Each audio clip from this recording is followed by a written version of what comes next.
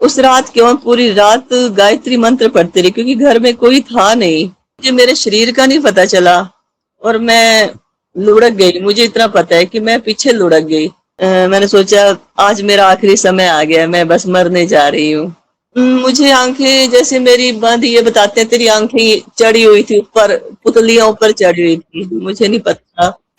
हाँ। और मुझे प्रकाश ही प्रकाश दिखाई दे रहा था। और अच्छा। भाई मुझे उस कप में मेरे कृष्ण जी दिखाई दे रहे थे हाँ। और उनके माला पहना रही थी, वो हम्म। मुझे माला पहना रहे थे। ओम श्री गंगाई नाथाय नमः। जय श्री गुरुदेव। आज हमारे साथ एक नई साधिका हैं, ममता शर्मा जी, जो एक स्कूल में प्रिंसिपल हैं, और उनके कुछ प्रश्न हैं साधना से संबंधित, और उनके कुछ दिव्य अनुभव भी हैं जो अभी तक उनको हुए हैं, जो अपने अनुभव शेयर करेंगे आप सबके साथ, और उनका क्या अर्थ है उनको हम समझने की कोशिश करेंगे। और सिद्ध योग क्या है, और सिद्ध योग में कैसे वो आगे बढ़ सकती हैं, आप सभी कैसे आगे बढ़ सकते हैं, उसके विषय में भी हम बात करेंगे। तो आपसे मिलवाता हूँ मैं ममता शर्मा जी को। तो जय श्री गुरुदेव ममता जी। जी जय मेरा नाम राजशिव है, जैसे कि आप जानते हो, जी और जी मैं एक सिद्ध योग साधक हूँ, और अभी मैं स्पिरिचुअल कंसल्टेशन भी दे रहा हूँ ऐसे साधकों को जो साधना के अतिरिक्त और भी कुछ जानना चाहते हैं। जैसे गुरुदेव जी की जो साधना है, सिद्ध योग साधना है, जो कुछ भी है उनका, वो तो सारे संसार के लिए निशुल्क है। लेकिन फिर भी जी जी हमारे कुछ व्यक्तिगत प्रश्न रहते हैं जो हम किसी से बात करें तो हमें ज़्यादा विस्तार से समझ आ सकते हैं। जी जी तो आपको सिद्ध योग साधना की जो जानकारी है वो निशुल्क मिली है ना सारी? जी जी भी अच्छा। अभी आपके जो भी कोई प्रश्न होंगे साधना से संबंधित हो सकते हैं, स्वयं से संबंधित हो सकते हैं, या कोई भी साधना के लिए आपका कोई डाउट हो सकता है, या फिर किसी भी तरह का आप कोई प्रश्न पूछना चाहते हैं, तो आप जी। इस पॉडकास्ट में पूछ सकते हैं। आप पहले अपने बारे में थोड़ा बता दीजिए कि आप अ कौन हैं, कहाँ से हैं, और गुरुदेव से कब जुड़ी हैं? ये थोड़ी-सी जो है ब्रीफ अपनी इंट्रोडक्शन दे दीजिए। अ, जी मैं आपको सर बोल सकती हूँ। नहीं, मुझे आप भाई बोल सकते हो। गुरु भाई बोल सकते हो। हाँ जी, हाँ जी। एक्चुअली मैं वैसे तो प्रॉपर हरियाणा से हूँ, लड़की कुरुक्षेत्र यूनिवर्सिटी से मैंने जी। एमए इंग्लिश भी की है, वहीं से बीएड की थी मैंने। फिर मेरी गवर्नमेंट जॉब वहीं पर लग गई थी। अच्छा। फिर वहां छोड़ दी थी, फिर मैंने इधर अप्लाई किया। मेरे हस्बैंड भी वैसे तो यमुनानगर के थे, लेकिन हमारे ससुर जी तहसीलदार थे, कभी पार्टीशन से पहले नाहन, नाहन सुना हुँ। होगा आपने, हाँ जी, हाँ जी, सुना है इसकी वजह मैंने। से। हाँ जी। हुँ, तो फिर ये यही हिमाचल का ही हिस्सा है नाहन, यही पढ़े बढ़े, तो जिसकी वजह से इनको जॉब भी यही मिल गई। इंस्पेक्टर हुँ, पद पे हैं हस्बैंड। हुँ, तो मैंने वहां से मतलब रिजाइन दे दिया था। फिर मैंने इधर भी अप्लाई किया। मैं थोड़ा स्कॉलरशिप, पढ़ाई में ठीक थी शुरू से ही, तो यहाँ भी मेरी एडजस्टमेंट हो गई थी गवर्नमेंट जॉब में। अच्छा। तो उसके बाद सर मैं धीरे धीरे, मेरा शुरू से मेरे दादा थोड़ा भक्ति में थे। मैं भक्ति परिवार से थी, एक ना ब्राह्मण परिवार से तो हूँ। दादा हुँ, दादी के साथ रहती थी बचपन से। तो जैसे वो करते थे, गायत्री मंत्र करते थे, मैं भी बचपन से करती थी, थोड़ा थोड़ा हुँ, करती थी, नहीं। शादी के बाद कुछ परिस्थितियां ऐसी आई कि मेरा भगवान की दिशा में बहुत ज्यादा लग गई मैं। अच्छा। और अंदर ही अंदर मतलब हर कुछ कुछ ऐसा हुआ शादी के बाद, अचानक से उल्ट पलट सा हो गया। कुछ चीजें मैं हुँ, बताने, तो मैं टोटली भगवान जी के प्रति समर्पित रहने लग गई। श्री हुँ, कृष्ण जी के प्रति मेरा मोह बहुत ही बढ़ गया। अच्छा। तो मैं आज तक वैसे किसी को नहीं बताया, तो मैं श्री कृष्ण जी को ही अपना सब कुछ मानती हूँ। अच्छा। तो हुँ, मुझे 22 साल हो गए हैं, मैं बस ये समझो कि पूरी ब्रह्मचर्य जीवन व्यतीत कर रही हूँ, उन्हीं अच्छा। को ही बस। लेकिन मैं और उन्होंने मेरा अचानक मेरे साथ चमत्कार भी बहुत होते हैं। मैं हुँ, कोई चीज सोचती नहीं, उससे पहले वो चीज हो जाती है। ऐसा सब कुछ हुआ है मेरे लाइफ में ना। अच्छा, अच्छा। हुँ, लेकिन मुझे कुंडलिनी शक्ति के बारे में कभी नॉलेज नहीं थी, मैं आपको बताऊं सच में। हुँ, तो हुँ, लोगों से सुनती थी कि ऐसा कुछ होता है, लेकिन मैं कहती थी, मैंने कहा नहीं, लोग डराते थे ऐसा करने से, अगर आप करोगे तो पागल हो जाते हैं ये, तो मैंने कभी ध्यान नहीं दिया इस विषय में ना। हम्म। चलती रही, बस भगवान श्री कृष्ण जी के भजनों पे, भजन बहुत सुनती हूँ। ये भी अच्छा। मैंने आपसे पूछना था कि कहीं भजन से कोई रुकावट तो नहीं आती नहीं। इसमें। तो एक दिन क्या हुआ कि मुझे 17 में मैं बहुत परेशान थी उस रात ना, मैं पूरी रात में से मैं बता सकती हूँ आपको, मैं ओम नमो भगवते वासुदेवाय का मंत्र करती हूँ कम से कम शादी के बाद से 300 साल हो गए, ज्यादा नहीं करती थी, 2-3 अच्छा। माला, लेकिन करती वही हूँ, चलते फिरते भी वही करती हूँ, खाना बनाते हम्म, थोड़ा जब भी ध्यान आ जाता है, कंटिन्यू नहीं हो पाता। अच्छा।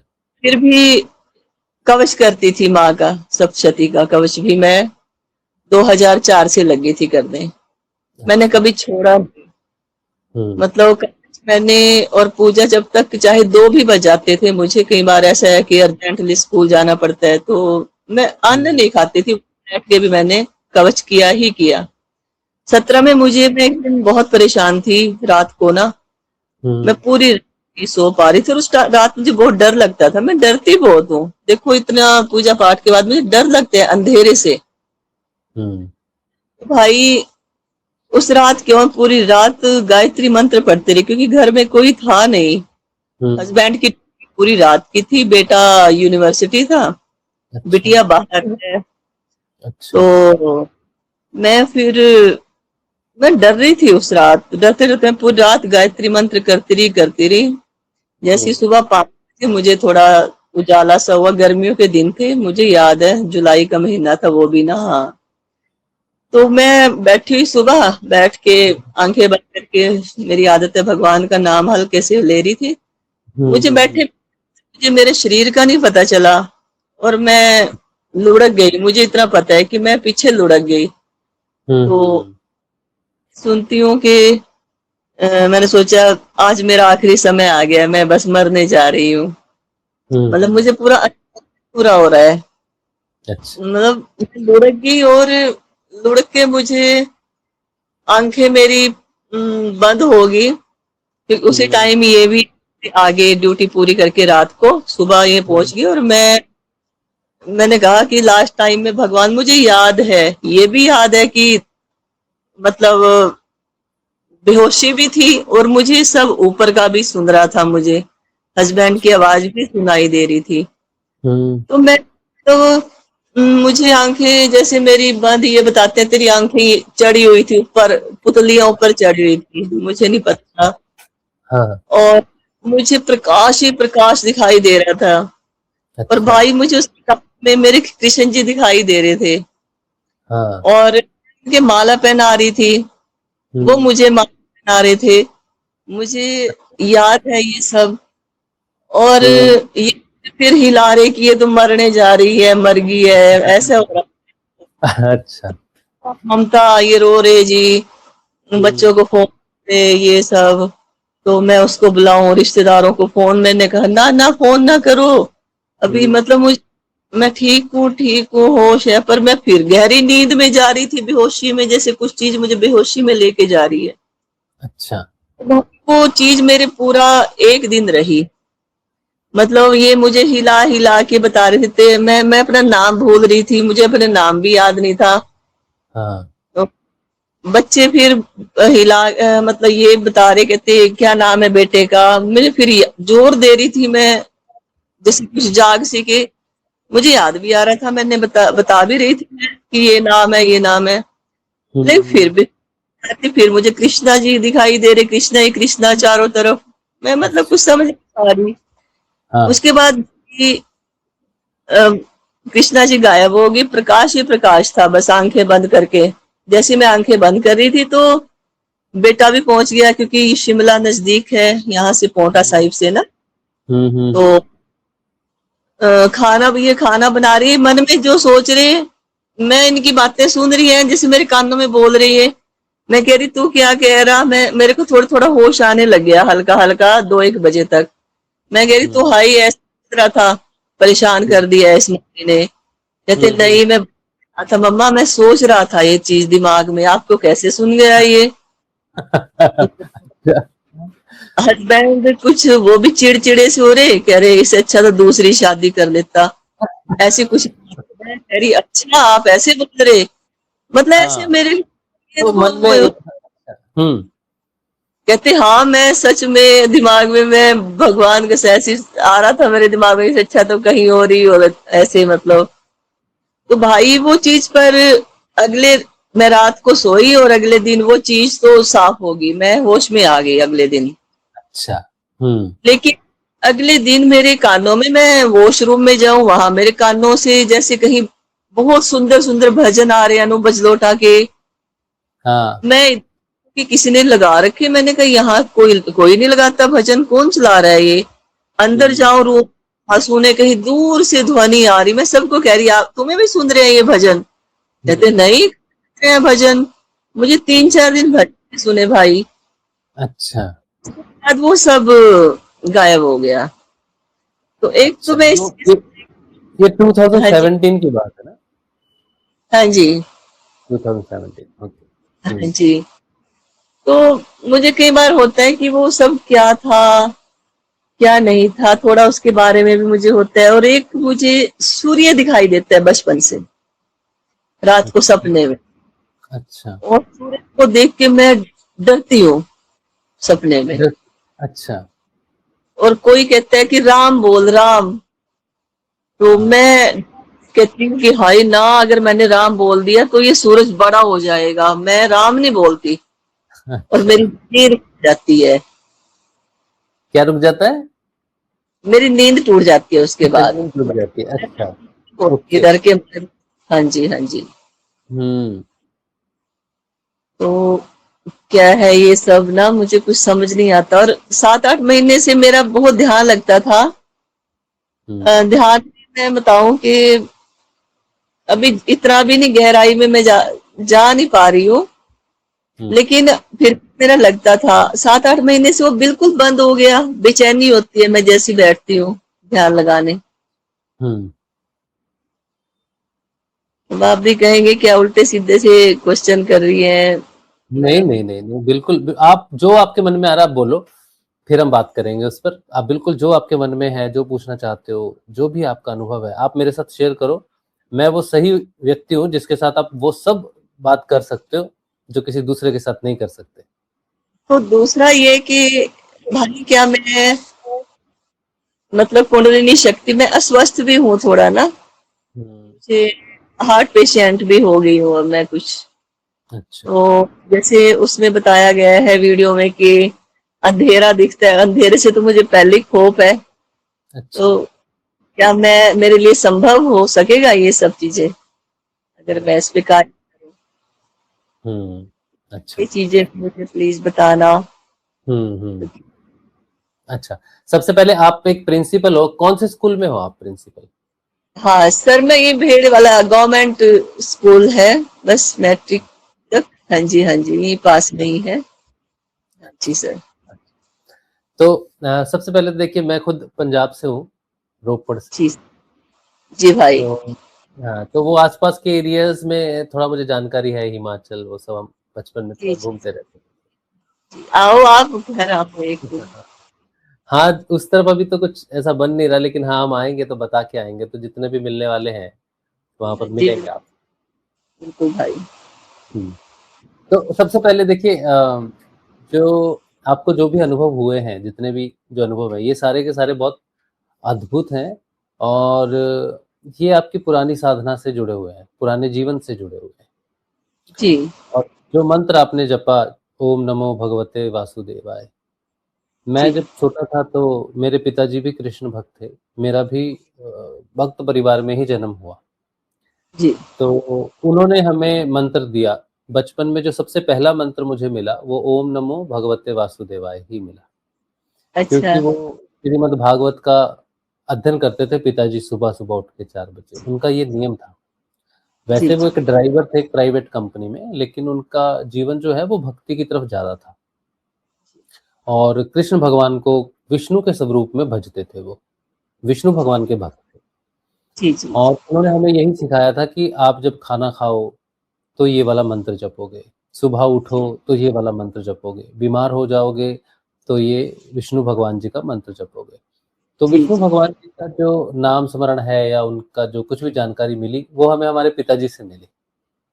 जी और जब हम साधना में आए और साधना में हमारा ध्यान लगने लगा 2019 में, तब जी हमने सबसे पहले अपने पिताजी को ही याद किया। और मेरा जो कुछ भी मुझे मिला इस या मिलेगा आगे, गुरुदेव से जो भी मुझे ध्यान मिल रहा है, ज्ञान मिल रहा है, जो भी शुद्धिकरण हमारा इस पृथ्वी पर हो रहा है, वो हमने अपने जी पिताजी को समर्पित कर दिया। जिस दिन हमें ये ज्ञात हुआ कि जो कुछ भी जी हमें मिल रहा है वो हमारे पिताजी की भक्ति का एक कारण हो सकता है, तो हमने अपने नाम को आधा करके उनका नाम अपने नाम के साथ जोड़ लिया। उनका नाम था शिव कुमार शर्मा।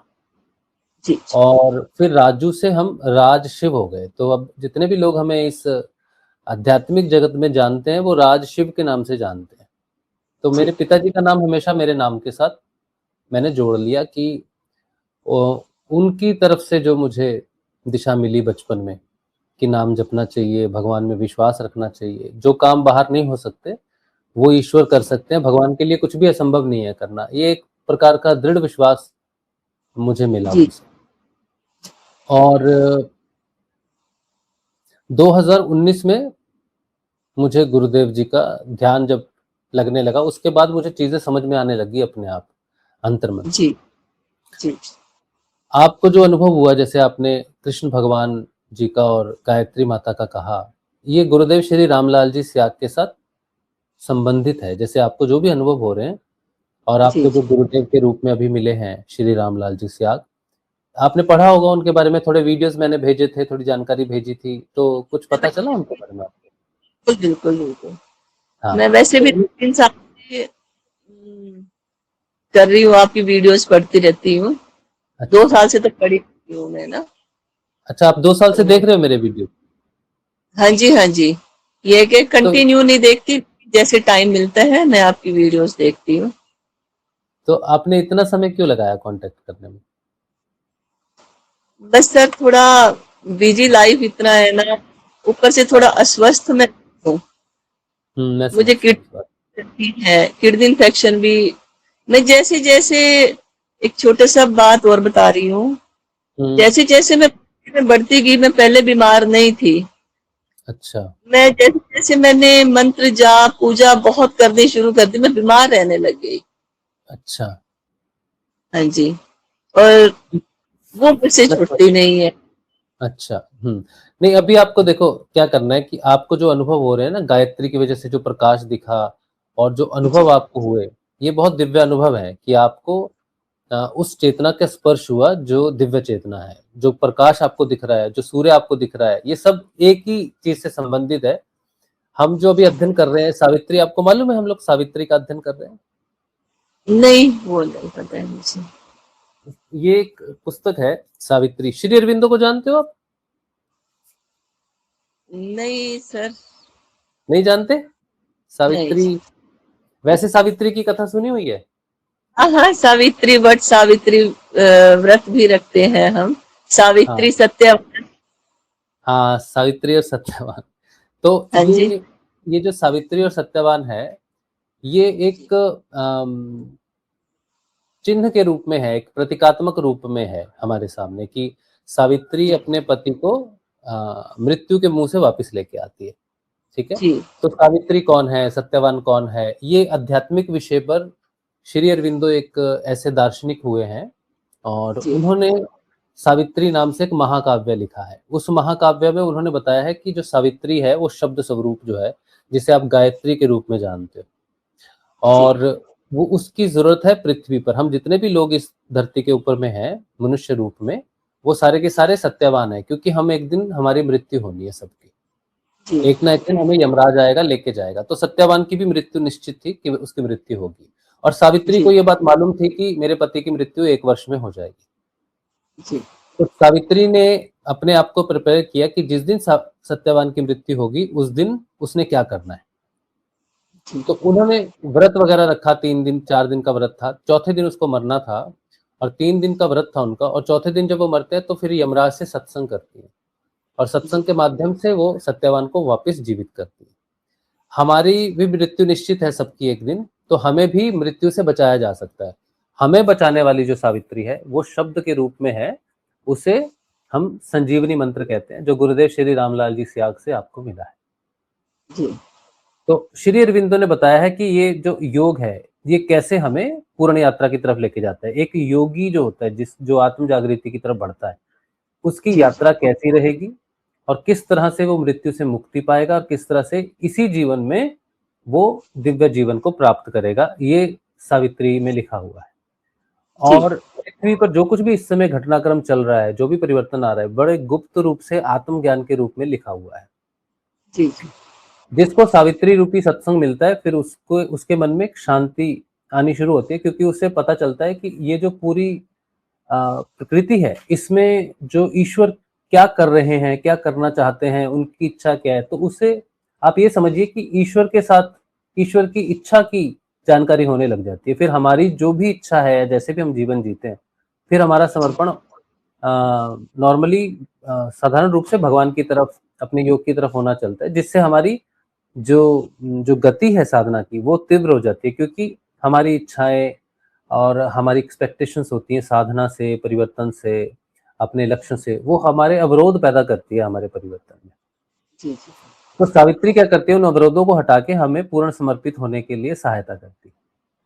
जी तो मैं आपको, हमारे अभी तक 8 एपिसोड हुए हैं, मैं वो 8 एपिसोड आपको भेजूंगा, आप उनको देख के आप आगे का निर्णय ले सकते हो कि आपको उसमें आना है कि नहीं। मुझे लगता है कि आपको आपको आना ही है उसमें, आप आओगे जरूर उसमें, फिर भी ये आपका निर्णय रहेगा। और जो गायत्री और कृष्ण का रूप आपको दिख रहा है, वो गुरुदेव ने उसे सगुण और निर्गुण के रूप में बताया है।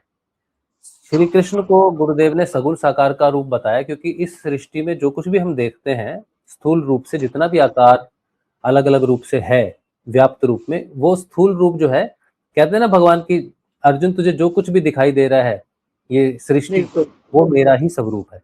तो ये स्थूल जो है, स्थूल जगत जो है, मैटर जो है, वो भगवान श्री कृष्ण का व्याप्त स्वरूप है। जी और जो कुछ हमें नहीं दिखता है, जैसे आइंस्टाइन की थ्योरी है ना कि ऊर्जा जो है वो E is equal to mc² में जो मानी जाती है, कि ऊर्जा को हम मैटर में परिवर्तित कर सकते हैं, मैटर को वापस ऊर्जा में ले जाया जा सकता है।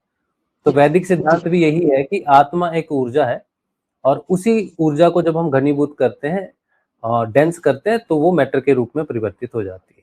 और मनुष्य का शरीर और आत्मजर्नी जो भी है, इसी चीज से जुड़ी हुई है। जी तो जो गायत्री है, ये वो आत्म का स्वरूप है, ये वो ऊर्जा है, यही घनीभूत होकर स्थूल का रूप लेती है। तो गायत्री और कृष्ण जो है, दोनों एक ही पंथ के, एक ही धागे के दो छोर है, एक प्रकाश स्वरूप है और एक मैटर स्वरूप है।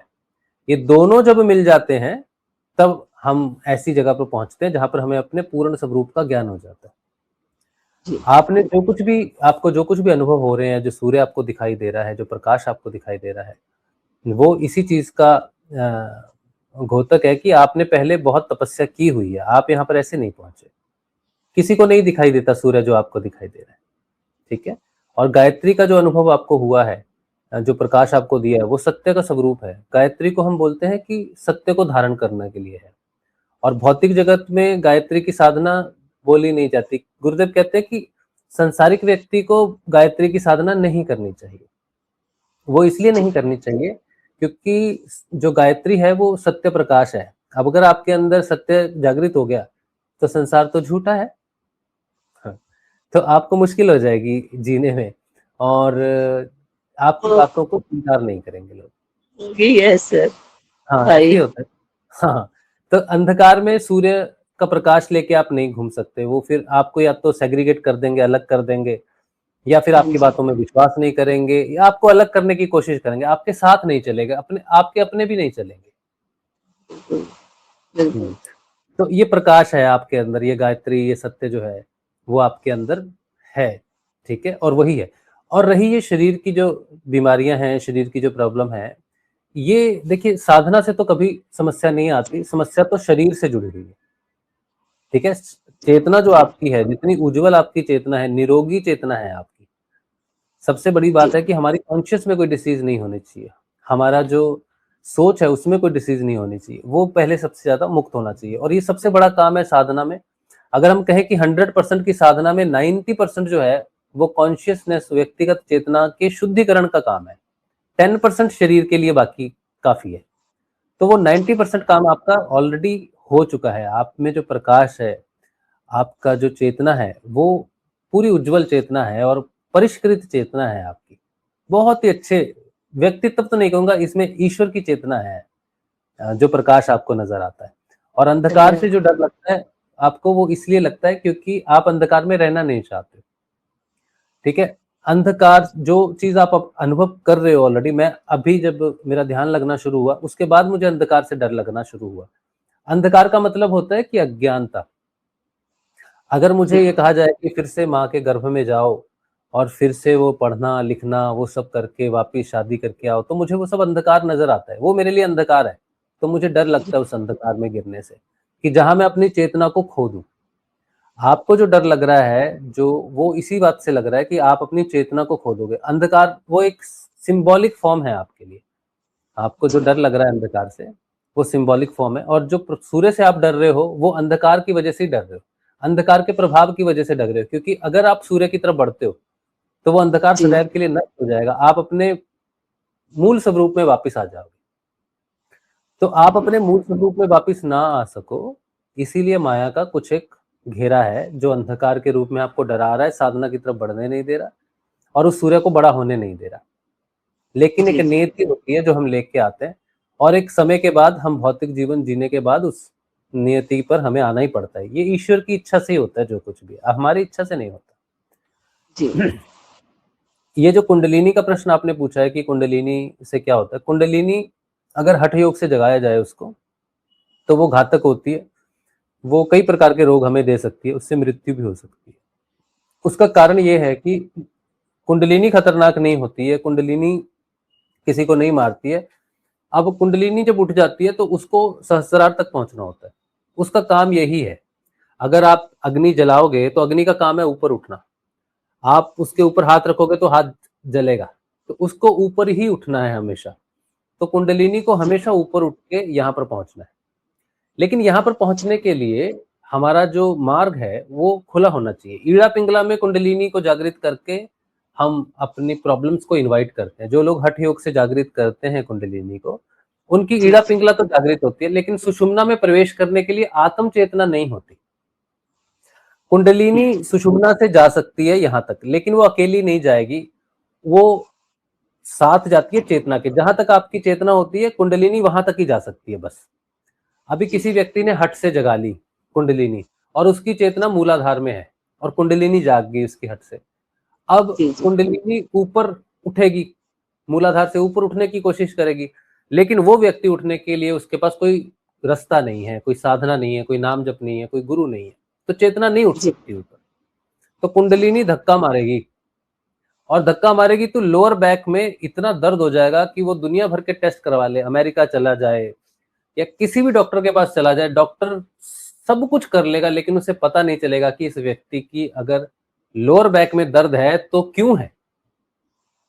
करोड़ों रुपए जी खर्चा करके भी उसे नहीं पता चलेगा क्या है।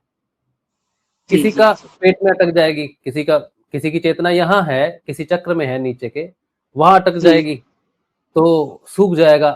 किसी का गले में अटक जाएगी, खाना पीना बंद हो जाएगा, भूख नहीं लगेगी, प्यास नहीं लगेगी। किसी का जी हृदय में अटक जाएगी तो वो हृदय की प्रॉब्लम हो जाएगी। तो जी इस तरह से कुंडलिनी को, सिर्फ कुंडलिनी प्रॉब्लम क्रिएट नहीं करती है, मनुष्य की चेतना ऊपर उठना ही नहीं चाहती क्योंकि उसके पास रास्ता नहीं है कोई।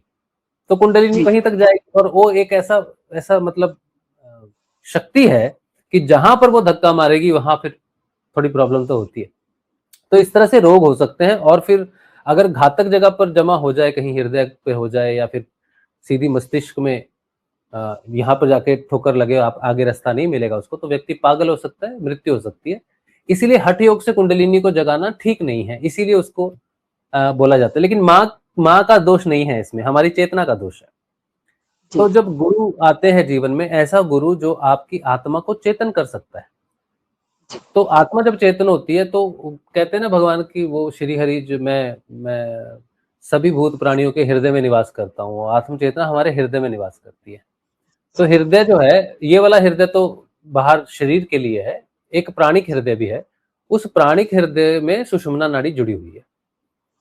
अब जब वो प्राणिक हृदय जागृत होता है, आत्मा जागृत होती है, तो वो सुषुम्ना से सीधी नीचे नीचे जाती है सुषुम्ना वहां से, और नीचे जो मुक्त त्रिवेणी है वहां से फिर वो वापस असेंड करती है चेतना, मूलाधार, स्वादिष्ठान, मणिपुर, हृदय चक्र, आज्ञा, ये कंठ चक्र, आज्ञा चक्र से होती हुई फिर यहाँ जाती है। तो यहाँ तक जाने का रास्ता केवल और केवल सुषुम्ना का है। और सुषुम्ना में भी तब कुंडलिनी प्रवेश करके अपना कार्य कर सकती है, या वो समझो कि सुषुम्ना के माध्यम से अपना कार्य करती है, लेकिन असेंड वहीं तक करती है जहां तक ईड़ा पिंगला चेतना के रूप में जागृत होती है। तो जब वो आत्म चेतना जागृत हो जाती है, तो आत्म चेतना के लिए यहां तक जाने का रास्ता खुला रहता है। गुरु ही जगा सकता है, गुरु के बिना आत्म चेतना जागती नहीं। तो सबसे पहले क्या होता है, कुंडलिनी को, उस आत्म चेतना को पूर्ण रूप से मुक्त कराना है माया के आवरण से, जिसे हम कहते हैं व्यक्तिगत चेतना। अब जब वो कुंडलिनी के साथ चेतना ऊपर उठती है, तो वो सीधी यहां तक पहुंच जाती है, एक क्षण में पहुंच जाती है। आत्म चेतना होने के बाद एक क्षण में यहाँ पहुंचती है, फिर कहीं नहीं रुकती, फिर कोई समस्या नहीं है। जो भी, जहां भी कुंडलिनी की वजह से कोई समस्या हो रही होती है, आत्म चेतना होते ही कुंडलिनी अब वहां पे प्रेशर नहीं डालेगी, और वो रोग, जो प्रॉब्लम थी, वो सारी प्रॉब्लम ठीक होनी शुरू हो जाएगी। अब होगा ये कि आत्म चेतना यहाँ पर योग होना शुरू होता है। ऐसा व्यक्ति ट्रांसेंडेंट ध्यान में प्रवेश करता है। जो आपको अनुभव हुआ, जो दिव्य प्रकाश का आपको अनुभव हुआ, वो आत्मा का ही प्रकाश है, ठीक है, लेकिन फिर भी गुरु के बिना आप वहां पर नहीं जा सकते। हमारे गुरुदेव के जीवन में यही घटना घटी। उन्हें गायत्री की सिद्धि हो गई थी 1969 में 1 जनवरी को। उनके शरीर में पूरा प्रकाश हो गया था। अब जो भी उनको मिल रहा है वो किसी को दे भी नहीं सकते, उसका कोई लाभ भी नहीं है उनको। बस जीवन मुश्किल हो गया, क्योंकि झूठ नहीं बोल सकते। पहले गुरुदेव कहते हैं वो बीड़ी वगैरह, वो सब जो होता है यूनियन वगैरह में कभी होता है, कभी पी लिया होगा, तो वो नहीं हो सकता। ऐसे लोगों के साथ नहीं रह सकते जो झूठ बोलते हो, मैन्युपुलेटिव हो। तो जीवन मुश्किल हो गया उनका, लाभ तो कोई नहीं हुआ गुरुदेव को। हाँ, उनमें जो परिवर्तन आया, जैसे आप कह रहे हो ना, तो ये प्रकाश ऐसा होता है कि किसी की मुसीबत को आप देख के हल कर सकते हो, या आप दुनिया की भलाई कर सकते हो, लेकिन अपनी भलाई नहीं कर सकते। गायत्री की ये समस्या है। अब 1984 से पहले की बात है। गुरुदेव ने जब विवेकानंद जी को पढ़ा, तो गुरुदेव को लगता था मेरे अंदर प्रकाश हुआ है, आध्यात्मिक है, सब कुछ है। लेकिन विवेकानंद को पढ़ने के बाद उन्हें यह महसूस हुआ कि गुरु के बिना इसका कोई लाभ नहीं है। आपके जीवन में भी जो कुछ भी आपके पास है, वो बहुत उच्चतम है, बहुत श्रेष्ठ कोटि का है, ठीक है। वो प्रकाश है आपके पास जो दुर्लभ है इस सृष्टि में। वो प्रकाश, वो अमर प्रकाश है, ठीक है, वो दिव्य प्रकाश है आपके पास, लेकिन आप उसका लाभ नहीं उठा सकते भौतिक रूप में। अपने शरीर में कोई लाभ नहीं होगा आपको, और ना ही आप ऊपर जा सकते। अब आप बीच में फंसे हुए। जी बिल्कुल। कुछ हो, उसका कुछ है नहीं, ऊपर आप जा नहीं सकते, अब तो फंस गए। तो गुरुदेव के साथ भी यही था। गुरुदेव को फिर विवेकानंद जी को पढ़ने के बाद पता चला कि गुरु धारण किए बिना आगे नहीं जा सकते, आप वहीं पर ही रुके हुए, ठीक है। फिर गुरुदेव ने गुरु जी की तलाश की कि किसे गुरु बनाऊं। फिर वो गुरुओं की तलाश में, जिनके नाम होते हैं बड़े बड़े, जो प्लेटफॉर्म पे होते हैं, उनके पास गए कि आप मुझे शिष्य बना लो, मेरा आगे काम नहीं हो रहा। तो वो पता चला कि वो पैसे लेते हैं, कि मैं तुम्हें शिष्य बनाऊंगा, लेकिन मैं इतने पैसे लूंगा, तू दे सकता है। तो गुरुदेव ने कहा गुरु बनाने के लिए पैसे देने पड़ रहे तो बड़ी मुश्किल बात होगी।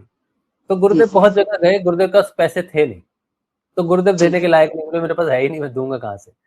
फिर उन्हें पता चला बाबा श्री गंगाईनाथ जी के बारे में, जो जामसर में रहते थे, और वो साधु की किस्म के, मतलब ब्रह्मचारी हैं, और उनके विषय में पता चला कि बाबा बड़े महान हैं और उनके पास जाना चाहिए। तो गुरुदेव को सहयोग मिला बाबा के पास जाने से। बातचीत बाबा के साथ हुई नहीं कभी उनकी। पहली बार गए तो वैसे ही आ गए।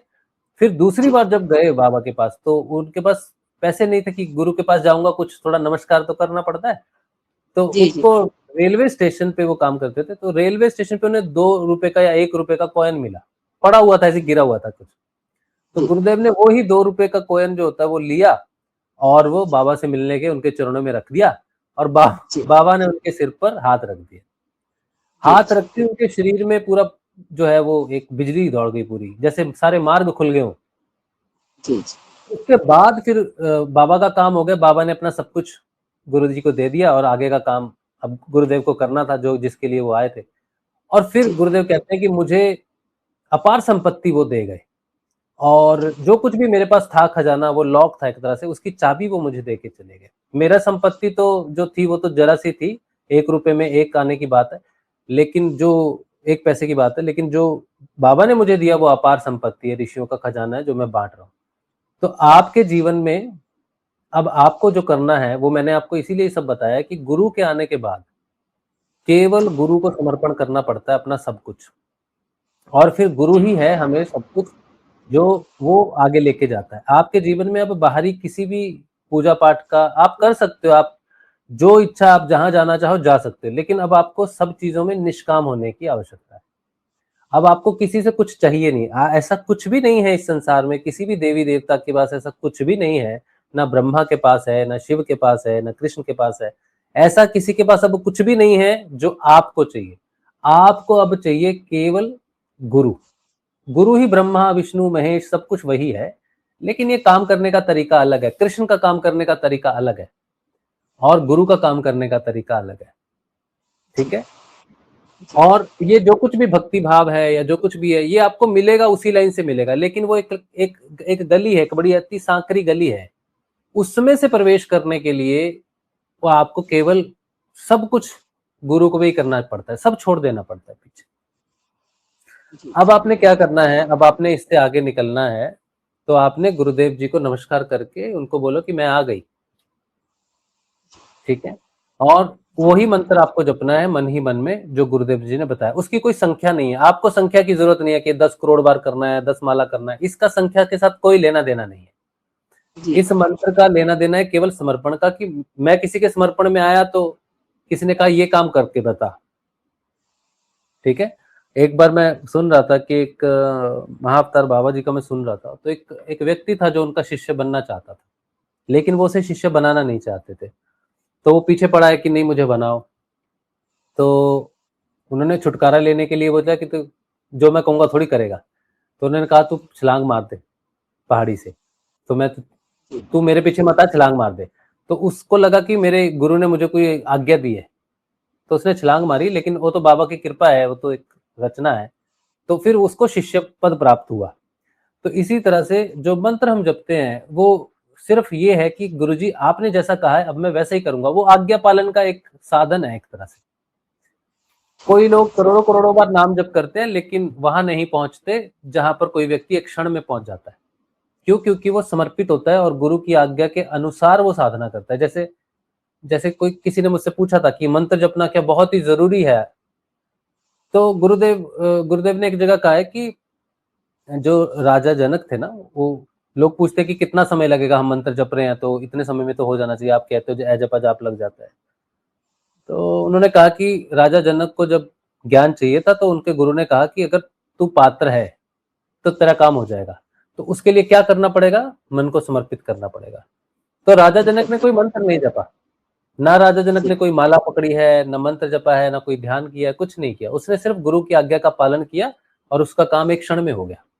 तो गुरुदेव में भी वो सामर्थ्य है कि एक क्षण में हमारा काम हो सकता है, लेकिन हमारी पात्रता राजा जनक जैसी नहीं। और राजा जनक की पात्रता कोई नाम जब से करोड़ों बार किया हो ऐसा नहीं है। गुरु की आज्ञा के पालन से कुछ ही समय में, किसी किसी को एक ही दिन में जपा जाप लग जाता है। जो सामर्थ्य है वो जपा जाप की है, जो 24 आवर्स आपके अंदर चलता है, फिर उसका ही सारा काम है। हमारा केवल गुरु के प्रति, गुरु की आज्ञा के प्रति सारी जीवन को साक्षात्कार करते हुए एक निष्ठ रहना, यही साधना है बस। तो अभी देखो, आप किसी मंदिर में जाना चाहो तो जा सकते हो, ठीक है, आप जो कुछ भी करना चाहो कर सकते हो, पर हम जब किसी को प्रणाम करते हैं तो कोई आशीर्वाद तो हमें जरूर मिलता है ना। जैसे सुबह हम आरती करते हैं घरों में या फिर शाम को आरती करते हैं, तो फिर सब कहते हैं ना चलो नमस्कार करो, आशीर्वाद मांगो कि भगवान जी मेरी रक्षा करो, ये करो। अब जब किसी के जीवन में गुरु आ जाए और जब उसे आशीर्वाद लेने के लिए कहीं खड़ा होना पड़े या कहीं उसे आशीर्वाद प्राप्त हो रहा है, तो उसे एक ही आशीर्वाद मांगना चाहिए कि मैं अपने गुरु के प्रति एकनिष्ठ हो जाऊं, मैं अपनी आत्म जागृति को प्राप्त करूं और गुरु की आज्ञा का पालन सच्ची निष्ठा से करूं, अच्छा शिष्य मैं बन सकूं, ऐसा आशीर्वाद मुझे दे दो। तो ये आशीर्वाद आपको एक शिष्य की तरफ, गुरु की तरफ और भी ज्यादा दृढ़ करेगा। तो ये किसी भी तरह से बाधा प्रकट नहीं होगा। तो हम सब जगह जा सकते हैं, कोई मुस्लिम है तो वो हज पे जा सकता है, कोई क्रिश्चियन है तो चर्च में जा सकता है, हिंदू है तो कहीं जा सकता है, घरों में पूजा पाठ होते हैं, सब कुछ होता है, गृह प्रवेश होता है, सब हो सकता है, कोई भी दिक्कत नहीं है। दिक्कत वहां होती है जब हम अपनी झोली सब जगह फैलाते हैं कि हमने इसकी बिल्कुल। पूजा की है तो हमें ये मिल जाए, बेटे की शादी हो जाए, बेटी का घर बस जाए, या कुछ हो जाए। जब हमारी व्यक्तिगत जो इच्छाएं या महत्वाकांक्षाएं होती हैं वो हम अलग अलग जगह पे, अब लोग सूर्य को जल चढ़ाते हैं, क्यों चढ़ाते हैं? सूर्य देव से तो प्रेम करते हैं इसलिए नहीं चढ़ाते, सूर्य देव से इसलिए करते हैं कि निरोगी काया रहे, दृष्टि रहे। कुछ ना कुछ तो होता है हर देव की पूजा में जो हमें चाहिए। जी सूर्य जी। देव के व्रत किए जाते हैं, शिव भगवान के व्रत होते हैं, जितने भी व्रत है उनमें कोई इच्छा रहती है कि 16 सोमवार है, ये ऐसा है वैसा है, जी कुछ जी। मांगते हैं, कुछ प्राप्ति हो जाए हमें। जी ठीक है। तो अब गुरु की साधना ऐसी है कि गुरु की साधना में व्यक्ति सिर्फ और सिर्फ आत्म पथ पर चलने के लिए जब तैयार हो जाता है और उसे जी। भौतिक संसार में कुछ भी एकत्रित नहीं करना है, न पाप न पुण्य, तब गुरु की साधना फलित होती है। जिसको पाप और पुण्य की चिंता रहती है या पाप और पुण्य अर्जित करना कि मैं अच्छा काम करूं तो पुण्य होगा, पुण्य नया जीवन का कारण बन जाता है। पाप जैसे जी बंधनों का कारण है वैसे पुण्य भी बंधन का कारण है। तो साधक के लिए पाप और पुण्य महत्व नहीं रखता, वो शुद्धिकरण का हिस्सा हो जाता है। उसका काम सही और गलत से उठकर सत्य के प्रति हो जाता है कि मैं अब सत्य के लिए काम करूंगा, सत्य के प्रति जागरूक रह के सत्य व्रत हो जाता है वो, जैसे हम सत्यवान जिसको हम बोलते हैं। जी। जी ठीक है।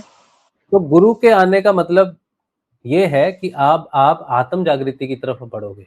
साधना तो एक उसका उसके साथ जोड़ने का एक तरीका है। नाम जप और ध्यान से हम क्या करते हैं कि उस समय शांत होकर हम अपने लक्ष्य की तरफ बढ़ते हैं। इसीलिए उसमें दो चीजें आती हैं कि 15 मिनट सुबह शाम ध्यान करो। जो रोग होते हैं, कुंडलिनी जब ऊपर उठती है तो रोग उसे रोक लेते हैं कि आगे नहीं जा सकते, इस व्यक्ति का कर्म है, आप इसको नहीं लेके जा सकते माया से बाहर, ये कर्म भोगना पड़ेगा इसको। तो जब कुंडलिनी के सामने वो कर्म रोग बन के आता है तब उस रोग को हटाने के लिए मूवमेंट्स होती हैं बॉडी में। प्राणायाम हो सकता है, गर्दन घूमती है, चिल्लाता है, कोई हंसता है, कोई रोता है। तो अलग अलग प्रकार की क्रियाएं होती हैं जो शरीर में होती हैं, अलग अलग प्रकार की क्रियाएं होती हैं जो मानसिक होती हैं, अलग अलग प्रकार की क्रियाएं होती हैं जो प्राणिक होती हैं, अलग अलग प्रकार की क्रियाएं होती हैं जो बौद्धिक होती हैं। 4 स्तर की 4 अलग अलग क्रियाएं हैं। मनुष्य केवल शारीरिक क्रियाओं को ही देख सकता है। कोई कहता है मुझे कोई क्रिया नहीं होती, तो शरीर में नहीं हो रही, लेकिन प्राण में हो रही है, मन में हो रही है, और बौद्धिक रूप से भी उसका शोधन करती है कुंडलिनी। ये चारों स्तरों पर कुंडलिनी कार्य करती है। और वो जो रोग होता है या वो जो कार्मिक प्रारब्ध है जो उसको रोक रहा है असेंड करने से, उसको दूर करती है। और वो तब तक वो क्रिया होती रहती है जब तक वो दूर ना हो जाए। किसी को कोई क्रिया नहीं होती, एक सिंपल मुद्रा लग जाएगी। जैसे मुझे तो क्रियाएं भी होती हैं वैसे, और मुझे मुद्रा भी लगती है। तो मुझे एक मुद्रा लग रही है, पिछले एक साल तक एक ही मुद्रा लगती रही, अच्छा। और अभी अभी दूसरी लग रही है। तो एक और मुद्रा है, वो नीचे लगती है मुद्रा, मूलाधार स्वादिष्ठान पे मुद्रा लगती है, योनि मुद्रा लगती है, और भी उसके विस्तृत रूप हैं कई। तो वो लगती है तो मुझे पता है कि एक मुद्रा लग रही है, उसकी कोई क्रिया नहीं है, खाली वो मुद्रा है। ठीक है। मुद्रा और आसन, मुद्रा हमारी ऊर्जा को जो है वो, मुद्राएं क्या करती है, हमारे शरीर में पंचभूत का जो पंच तत्व है उनको बैलेंस करती है ताकि वो रोग दूर हो सके। तो उसके लिए किसी क्रिया की जरूरत नहीं है, वो आंतरिक, इसे मैं बोलूंगा प्राणिक मुद्राएं प्राणिक क्रिया के साथ जुड़ी हुई है। तो मेरी शरीर में कोई ऊर्जा है जो किसी योग आसन से नहीं पहुंच सकती, जो किसी योगिक क्रिया से नहीं पहुंच सकती, बल्कि उसे प्राणिक रूप से पहुंचाया जा सकता है वहां पर, तो मुद्रा होगी। जैसे कोई ध्यान में बैठ जाता है तो ध्यान का मतलब है कि मैं अपनी ऊर्जा को एक दिशा दे रहा हूं। ठीक है। और कई मुद्राएं हैं, बहुत सारी मुद्राएं होती हैं जो हमें बताती हैं कि हमारी ऊर्जा को वहां जाना है जो क्रिया के माध्यम से नहीं जा रहा है, इसीलिए मुद्राएं हैं। आसन के माध्यम से हम उसको ऊपर उठाते हैं, क्रियाओं के माध्यम से हम उसको हेल्प करते हैं, पेनिट्रेट करते हैं। ठीक है।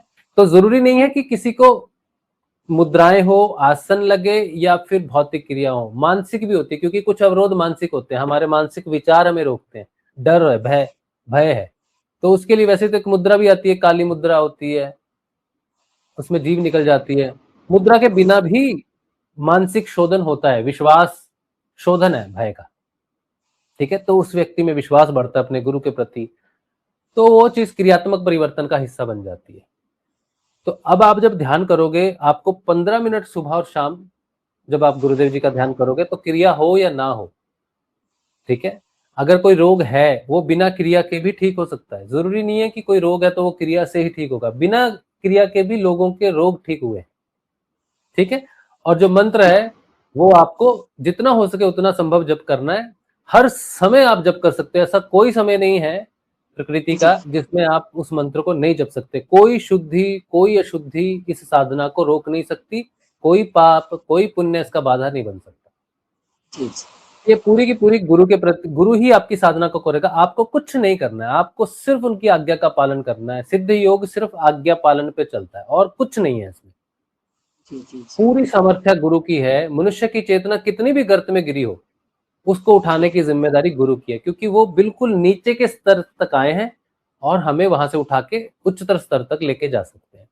आप में पूरी क्षमताएं हैं और गुरु तक पहुंचना ही आपके जीवन का लक्ष्य है। ये बात अलग है कि यहाँ तक पहुंचने का भी कुछ भोग ऐसे होते हैं जो आपको भोगने थे। अगर आप पहले पहुंच जाते बचपन में तो ये बाकी रह जाते।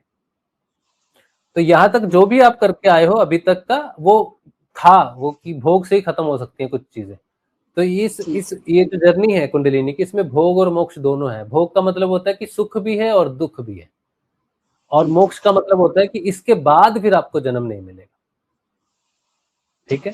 अब आपके पास वो सब कुछ है जो आपने पहले अर्जित किया हुआ है। पहले की साधनाओं में आपने सगुण और निर्गुण दोनों की साधना में आपने काफी कुछ हासिल किया हुआ है। अब आपको एक मात्र गुरु ही है जो यहाँ से लेके जा सकता है, बस चेतना के रूप में बोल रहा हूँ। ठीक है। लेकिन हर मनुष्य का जो अंतिम क्रिया होती है इस संसार में जाने से पहले, जो मैंने समझा है कि मनुष्य अपनी पूर्णता तो प्राप्त कर लेता है लेकिन फिर भी अटक जाता है, जा नहीं सकता। तो उसका कारण ये होता है कि अंतिम क्रिया देने की है। मनुष्य इस प्रकृति को तब तक अपनी चेतना के रूप में नहीं छोड़ सकता जब तक इस प्रकृति में वो अपनी उच्चतम शिक्षाओं को या अपनी परिवर्तन को दे के नहीं जाता है। प्रकृति ऐसे जाने नहीं देती। ठीक है। तो गुरु अच्छा से जब आपको बीच में बोलो थोड़ा। हाँ जी हाँ जी हाँ जी बताइए। जैसे हम सुबह पूजा करते हैं तो सारे ही देवी देवता को बिठाया हुआ है मंदिर में, तो जी सबको नमस्कार कर सकते हैं ना, हाँ, गणेश सबको जी को। नमस्कार कर सकते हो। हाँ हाँ, सबको कर सकते हो, उनका धन्यवाद कर सकते हो कि आपकी कृपा और आपके आशीर्वाद से ये समझ आई आपके विषय में कि आपको नमस्कार करना जरूरी है। कोई कोई मतलब उससे ऐसा नहीं है कि गुरुदेव हैं तो हम गणेश जी को नहीं कर सकते। सबको नमस्कार करो। जैसे गणेश जी को नमस्कार करो तो ओम श्री गणेशाय नमः, आप उनके मंत्र से उनको नमस्कार करो। हनुमान जी हैं तो जय श्री राम या जय हनुमान, ओम हनुमते नमः। जो भी मंत्र जिस भी देवता का है उसको उसी मंत्र से उसी से नमस्कार करके उनका आशीर्वाद यही लो कि आपकी कृपा से आपके आशीर्वाद से गुरु की प्राप्ति हुई है, अब हम अच्छे साधक बने, ऐसी हमें आप सद्बुद्धि दो, ऐसा हमें आशीर्वाद दो। और जो ठाकुर है आपके घर में, जो ईश्वर है, उनको जो भोग लगता है, जो अगरबत्ती है, दिया है, उसको उनको दो, वो जीवंत है। हमारे अंदर में जो युद्ध है, जो ये जो रस्साकस्सी है, हृदय मंथन है, इसमें एक तरफ देव है, एक तरफ हमारा असुर भाग भी है, हमारे अंदर ही है दोनों। तो बाहर वालों को, देवताओं को आप त्याग दोगे, अंदर वालों को क्या जवाब दोगे? अंदर वाले कहेंगे बाहर जब हमारी इज्जत नहीं है तो हम तेरे लिए क्यों मंथन करें। जी जी तो बिल्कुल बिल्कुल। देवों को त्यागना साधना में अनुचित है, और देवों को रिस्पेक्ट करनी चाहिए, उनको नमस्कार करना चाहिए, उनका आशीर्वाद लेना चाहिए। मैं इसलिए बोल रहा हूँ कि मैं आशीर्वाद लेके आया हूँ शनिदेव से। अच्छा अच्छा जी मैं सुना आपने, अगर मेरे वीडियो सुने तो मैं हमेशा बताता हूँ इस बारे में कि मैं शनिदेव की जी आराधना करता था। और मैंने जब देखा कि दोनों एक साथ नहीं चल सकते, साधना और आराधना एक साथ नहीं चलती, तो मैं शनिदेव के मंदिर में जाके मैंने उनको नमस्कार करके उनसे आशीर्वाद मांगा कि अब मेरे जीवन का अंतिम समय है और मेरे को ऐसी बीमारी है जो ठीक नहीं हो सकती और मैं तो मर रहा हूँ, तो मुझे गुरु की शरण में जाना है, गुरु का नाम जपना है। लेकिन मैं जा नहीं सकता क्योंकि मुझे पता है मुझे आपका सानिध्य, आपका आशीर्वाद और भौतिक रूप से ऐसा बहुत कुछ है जो आपकी पूजा से मुझे मिल जाए। तो मैं नहीं चाहता कि वो सब टूट जाए कि खराब हो जाए। मैं चाहता हूँ आप, जो आपकी कृपा है वो बनी रहे। आगे मेरे गुरुदेव उस कृपा को बनाए रख सकते हो तो उनकी बात है, लेकिन आप किसी भी प्रकार से रुष्ट ना हो, आप किसी भी प्रकार से मेरे ऊपर क्रुद्ध ना हो। आप मुझे आज्ञा दे कि मैं गुरु की शरण में जाऊं, गुरु का नाम जप करूं और अपने जीवन को, अगर वो बचा सकते हैं मेरे जीवन को तो वो बचाएं, वो चला सकते हैं तो चलाएं, लेकिन आप किसी प्रकार से भी मतलब क्रोधित होकर मेरे पर किसी प्रकार का वो नहीं करना। मुझे आज्ञा चाहिए आपकी, और आपका आशीर्वाद चाहिए कि मैं अच्छा शिष्य बनूं। मैं ये प्रार्थना मैंने मंदिर में शनिदेव को जाके की। जी जी। और मुझे वो उसी समय जब मैंने काली माता के सामने, मूर्ति काली माता की भी रहती है, जब उनसे आशीर्वाद लेने के लिए भी नमस्कार किया, तब मैंने महसूस किया मेरी रीढ़ की हड्डी से एक जोरदार बिजली उठी है और सीधी मेरी आज्ञा चक्कर में घुसी है। तो मुझे पता चल गया कि मुझे उन्होंने स्वतंत्र करके आज्ञा दे दी कि जा, और हमारी तरफ से कोई कष्ट नहीं होगा, या हमारी आराधना छोड़ने से तुझे कोई कष्ट नहीं होगा, वो तू स्वतंत्र है। और उसके बाद अभी मैं जब भी जाता हूँ बाहर मार्केट में जाता हूँ, तो हमारे यहाँ पे शनिदेव के छोटे छोटे टेम्पल बने रहते हैं, हर गली में रहता है।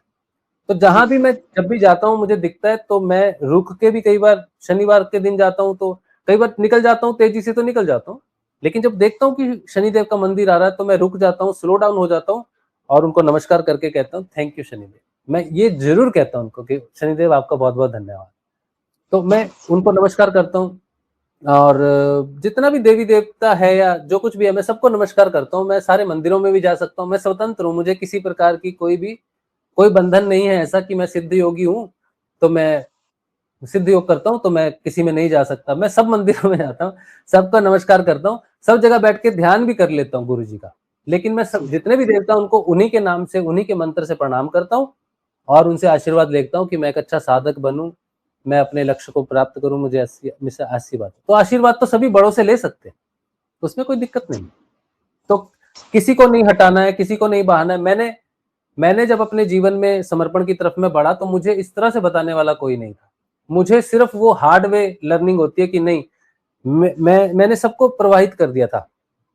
अच्छा। लेकिन धीरे धीरे वो सब वापिस आ गए कि क्योंकि मुझे समझ में आई ना वो चीज की प्रवाहित करने की जरूरत नहीं थी, सिर्फ उनसे उनको नतमस्तक होने की जरूरत थी और कुछ नहीं। तो ये भ्रम है लोगों में कि हम गुरुदेव को मंदिर में नहीं रख सकते, गुरुदेव की फोटो या देवी देवताओं को नमस्कार नहीं कर सकते हैं। हाँ, अलग से साधना, अलग से कोई मंत्र जप करने की जरूरत नहीं है। लोग फिर भी साधनाएं करते रहते हैं, ये व्रत करना है वो व्रत करना है, उसकी जरूरत नहीं है अभी। हाँ, व्रत तो मैं एकादशी का करती हूँ शुरू से। वो आप आ देखो गया। जो भी करते हो ना, आप व्रत भी करते हो ना, अगर आपको अच्छा लगता है कि मैं एक दिन व्रत करूं, भगवान का नाम जपूं, तो भी आप व्रत में भी आप यही नमस्कार करो कि ये मेरे जीवन का एक हिस्सा है, अंग है। तो मैं आपको नमस्कार जी करती हूँ कि मैं गुरु के प्रति एकनिष्ठ हो सकूं। व्रत का भी एक ही आप उठाओ कि मैं गुरु के प्रति आगे बढ़ूं, अपनी साधना को समझू, स्वयं को समझू, वहां भी एक ही जी। आशीर्वाद लो। धीरे धीरे आप देखोगे कि व्रत आपका पूरा जीवन में ही आ जाएगा, वो व्रत पूरा आप में समा जाएगा, अलग नहीं रहेगा। अभी अलग आप और व्रत अलग है ना, इसीलिए आपको करना पड़ रहा है। लेकिन जब आप अपना ये बता दोगे कि मैं एक साधक बनना है, मुझे गुरु के प्रति होना, तो व्रत आप में समा जाएगा, वो अद्वैत हो जाएगा, आपको अलग से व्रत करने की आवश्यकता नहीं पड़ेगी। लेकिन ये समझ जी में तब आएगा आपको जब आप उस एकता में लय होना शुरू हो जाओ।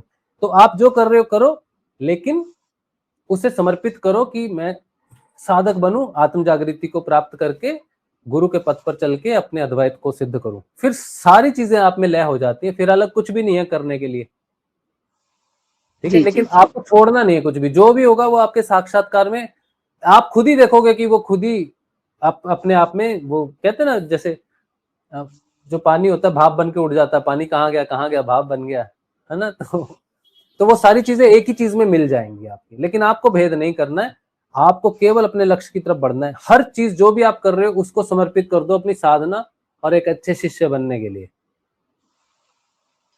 ठीक है। तो कृष्ण जी मुझसे नाराज तो नहीं हो जाएंगे? वो कहते हैं गीता में कि हजारों मेरे रास्ते पे चलते हैं और इधर उधर भटक जाते हैं लास्ट तक।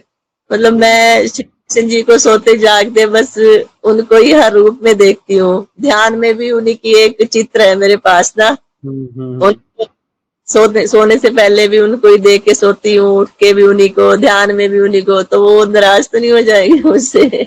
मुझे घर से ना भगवान विष्णु का जो पूजा पाठ मिला, कृष्ण का मिला। मेरे पिताजी की जब मृत्यु हुई 98 में, तो मेरा कृष्ण जी भगवान से मन बिल्कुल उठ गया था कि इतना उन्होंने पूजा की, इतनी भक्ति की, इतना नाम जपा, और वो अपने जी बच्चों को उनके पैरों पर खड़ा करके उनकी एडुकेशन भी पूरी नहीं कर सके और ऐसे ही छोड़ के, और जाना तो नहीं चाहते थे, अचानक चले गए।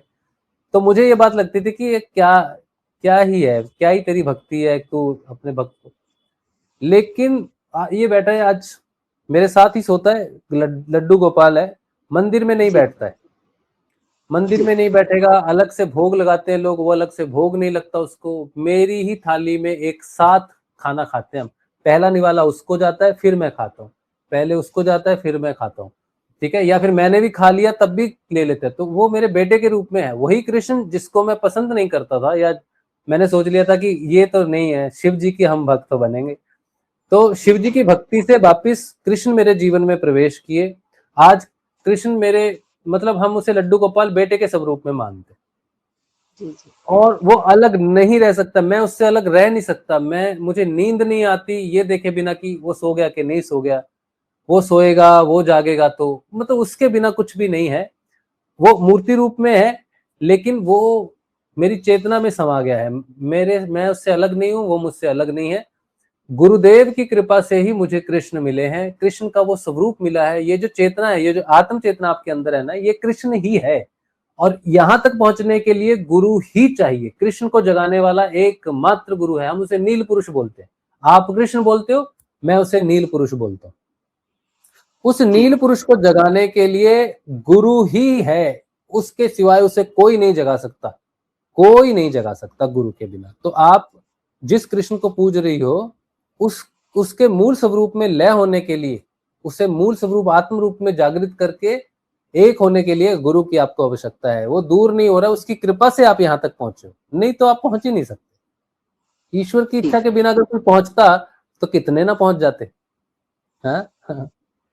तो आप बिल्कुल चिंता मत करो, जो मिला है आपको, गुरु जो मिले हैं वो कृष्ण की ही चेतना है, अधिमानसिक रूप बोलते हैं उसको। जी 24 नवंबर 1926 को श्री अरविंदो ने कहा कि भगवान श्री कृष्ण को मैंने नीचे उतार दिया, श्री अरविंदो ने कहा था।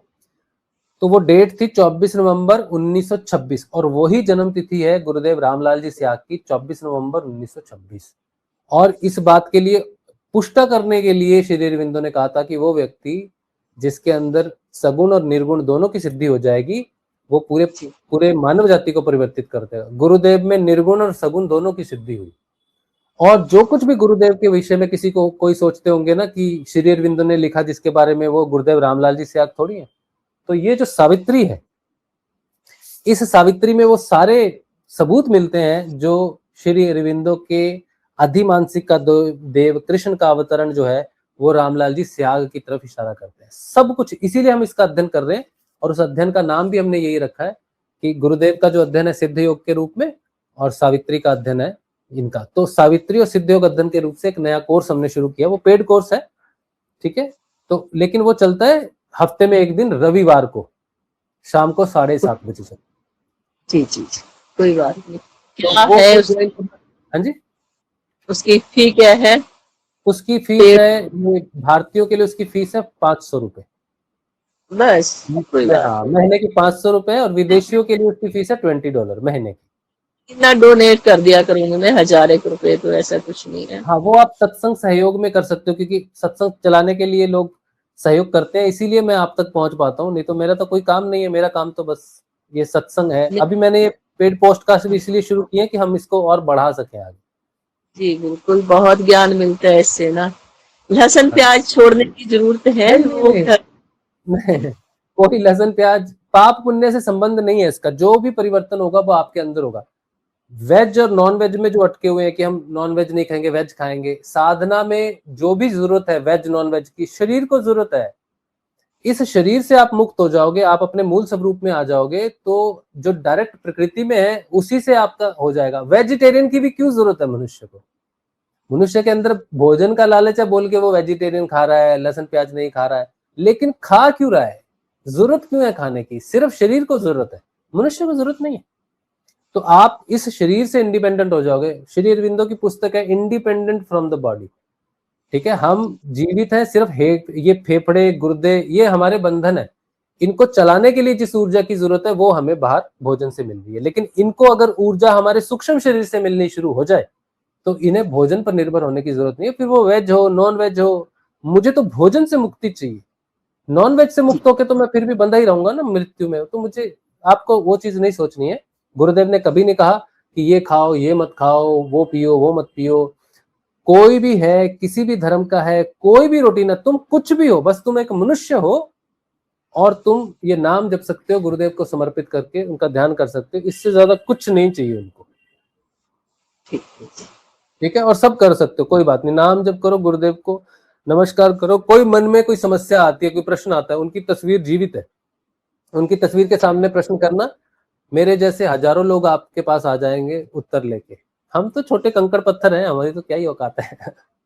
समझ, अपने आप को छोटा करने वाला ही बहुत उच्च कोटि के साधक होते हैं। देखो तो जो मेरा कांच होता है ना, हाँ जी, जैसे कांच है ना, अगर आपके पास सोचो लाल रंग का प्रकाश, लाल रंग का कांच है, आप उसमें से जी सूर्य दिखोगे ना तो सूर्य लाल दिखेगा। जी पीले जी पीले पीले में देखोगे तो पीला दिखेगा, नीले से देखोगे तो नीला दिखेगा।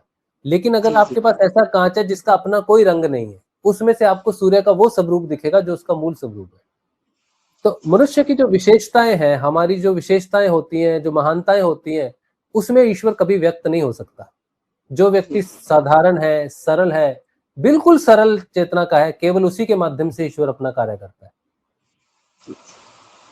ठीक है, जी जी, बहुत बहुत आपसे खुशी हम हुई आपके मिलके। गुरु भाई हैं। हम जी आपके गुरु जी भाई हैं, और किसी भी प्रकार का आपको सिद्ध योग संबंधित कुछ भी आपको चाहिए होगा तो वो हमेशा निशुल्क है। बस ये व्यक्तिगत रूप से कभी समय की जरूरत पड़ती है, इससे काफी कुछ मदद मिलती है व्यक्ति को, तो वो जी, हमें भी मदद मिलती है और आपको भी मिलती है। तो बिल्कुल बिल्कुल, बहुत ही ज्ञान मिला सच में। आपकी बहुत बहुत थैंकफुल हूँ। नहीं, बहुत आपका धन्यवाद। बहुत बहुत स्वागत है, बहुत बहुत स्वागत है आपका सिद्धयोग परिवार में।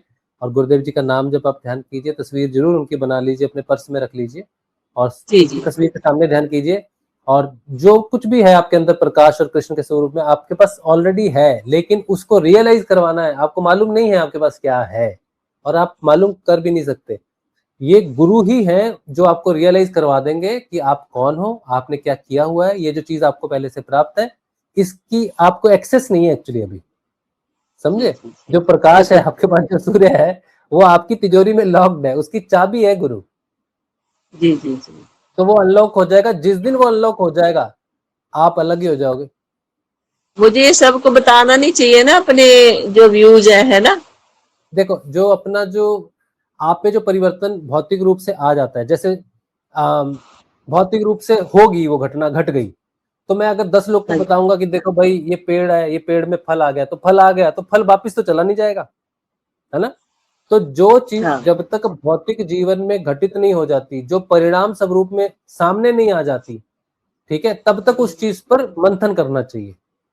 ठीक है, लेकिन कोई चीज सामने आ गई, स्पष्ट हो गई, प्रकट हो गई, तो उसको सबको बता सकते हो। तो गुरुदेव ने ये कहा है कि आप में जो भी बदलाव आएगा, आप वो बदलाव सारी दुनिया को बता सकते हो, उससे कोई हानि नहीं है। नहीं बताने वाली बात कहाँ आती है कि कई बार हमें मन के कुछ ऐसे अनुभव होते हैं जो सच नहीं होते, वो माया के होते हैं। तो हम किसी को बताते हैं कि ऐसा हुआ वैसा हुआ, दूसरा व्यक्ति वैसे ही सोचने लग जाता है, वैसा एक्सपेक्ट करना शुरू करता है, फिर उसका जीवन खराब हो जाता है, साधना खराब हो जाती है। हमारी भी साधना इसलिए भ्रष्ट होती है क्योंकि हमें वो चीज हुई नहीं है। तो इसीलिए जो पुराने गुरु होते थे, उन्होंने ये कह दिया कि आप अपने अनुभव किसी को मत बताओ, ठीक है, ताकि कोई दूसरा भ्रमित ना हो जाए। लेकिन परिवार वो में परिवर्तन, परिवार वाले मजाक करते हैं मेरा ना, कहते हैं आपको तो मजाक तो बस बनेगा, मजाक तो बनेगा, वो तो होगा ही।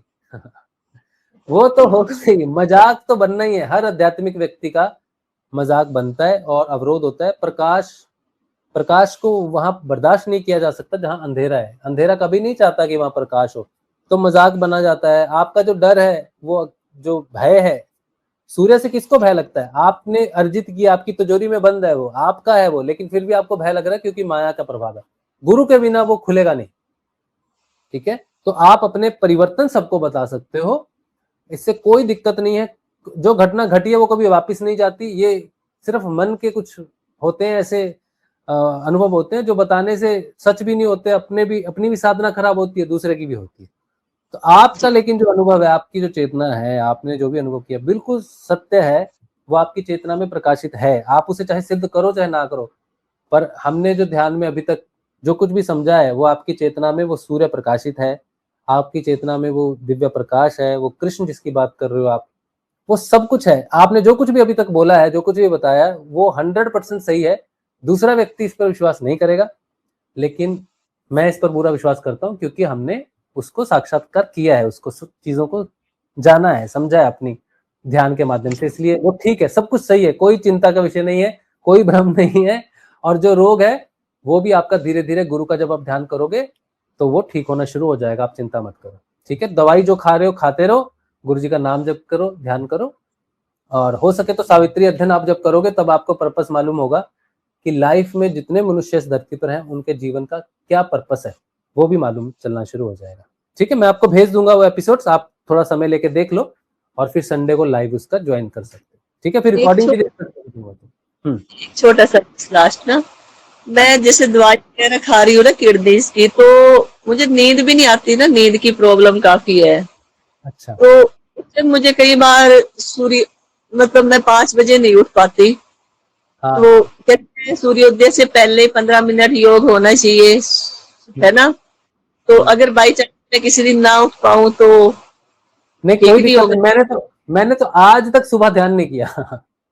मैंने अच्छा। मैंने कोशिश की कि चलो 5 बजे देखते हैं कुछ अलग ध्यान होगा, तो मैं 5 बजे उठ के तो ध्यान ही नहीं लगा। मैं ध्यान करता था दोपहर को 1:30 बजे, क्योंकि सुबह मेरा ऑफिस होता था और लंच जी होता जी। था हमारा 1:30-2 बजे, तो मैं आधा घंटा पहले ध्यान करता था। मुझे जो ध्यान में दर्शन हुए वो दोपहर के ध्यान में हुए। थैंक मेरा यू पहली थैंक बार जब ध्यान लगा, मैं ऑफिस में जी ध्यान लगाता था, गुरुदेव जी की फोटो रख देता था सामने मोबाइल पे, और जी। ऐसे रिवॉल्विंग चेयर होती थी तो रिवॉल्विंग चेयर पे बैठ जाता था। मेरा पहली बार ध्यान लगा था रिवॉल्विंग चेयर पे 1:30 बजे के आसपास, ऑफिस में बैठा था दोपहर को। तो इसका समय से कोई लेना देना नहीं है। हाँ, गुरुदेव ये जरूर कहते हैं कि सुबह सुबह ध्यान करो तो अच्छी बात है, क्योंकि वो ब्रह्म मुहूर्त का समय है, लेकिन जी ये समय और स्पेस से जुड़ा हुआ नहीं है। ठीक है, ठीक। तो आप चिंता मत करो, आप जब आपको समय मिलेगा, 2 समय खाली पेट, खाना खा लिया है तो 3 घंटे 2 घंटे जब हजम हो गया तब कर सकते हो। और कोई पूछता है कि हमें अभी अभी हमने ध्यान किया, खाना कितनी देर बाद खाएं, इमीडिएटली बाद में ध्यान के बाद आप खाना खा सकते हो, पानी पी सकते हो, कोई दिक्कत नहीं। ठीक ठीक। ठीक है जी, थैंक चलिए यू भाई। आप मुझे आशा है कि आप सिद्ध योग में आगे बढ़ो और अपने स्वरूप को प्राप्त करो, ऐसी हमारी शुभकामना है आपके साथ। आप आए, हमारे साथ बात की, बहुत बहुत शुक्रिया, आपका आने का बहुत बहुत शुक्रिया। और जो भी थैंक यू प्रश्न होगा आप हमें व्हाट्सएप कर सकते हैं। ठीक है, जी। Thank you. जय श्री गुरु। बहुत अच्छा लगा आपसे बात करके। बहुत हाँ जी, अच्छा। मुझे भी बहुत अच्छा लगा आपसे बात करके। जय श्री गुरुदेव जी। जय जय श्री गुरुदेव जी। अच्छा, अ, जय श्री गुरुदेव आप सभी को। हमारे साथ आज बात की है ममता शर्मा जी ने, जो एक प्रिंसिपल हैं एक स्कूल में, और मुझे आशा है कि आप उनकी बातें सुनेंगे तो आप भी अपनी साधना की तरफ जो है वो आगे बढ़ेंगे, गुरु की साधना को समझेंगे, सिद्धियों की साधना को समझेंगे। और अगर आपको भी मेरे साथ बात करनी है, 1-to-1 पॉडकास्ट करना है जो शेयरेबल होगा सभी के साथ, तो आप मुझे व्हाट्सएप कर सकते हो मेरे व्हाट्सएप नंबर पर। मुझे आशा है कि ये पॉडकास्ट आपकी साधना को समझने में सहायता करे। जय श्री गुरुदेव जी।